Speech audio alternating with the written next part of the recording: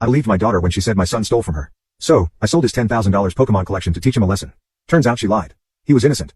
And now he refuses to speak to me or live under my roof. A few months ago, I did something I don't know if I'll ever be able to come back from. My son, Jay, 17, and my daughter, A, 15, have always had a decent relationship. Not super close, but never outright hostile either. They bicker like siblings do, especially since they were both teenagers under the same roof. But I never thought there was any deep resentment there.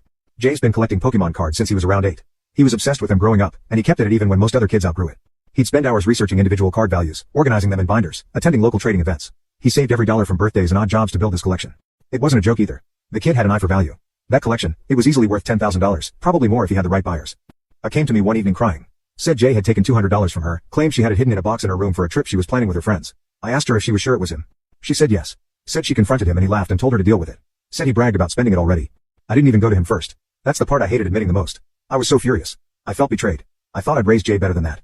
Stealing from his own sister and mocking her about it, that was a different level of low. So, I went into his room when he wasn't home and took his binders, all of them, his whole Pokemon collection.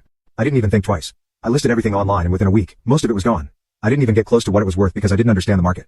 I just wanted it gone. Punishment, a lesson, consequences. When he came home and found them missing, he freaked out, like absolutely lost it. I told him exactly what I did and why. He looked stunned at first, then just went cold. Didn't scream, didn't argue, just walked past me, went into his room, and locked the door. He didn't come out for dinner. He didn't say a word to me the next morning.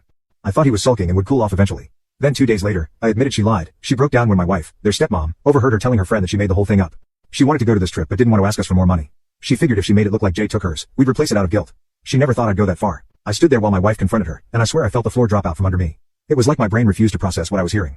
I kept asking A over and over if she was serious, if she really made it up. She was crying and saying she was sorry and that she didn't think I'd actually sell anything. I couldn't even look at her. I went straight to Jay's room, tried to open the door. It was locked. He said nothing. Just told me through the door in the calmest voice I've ever heard from him that I needed to leave him alone.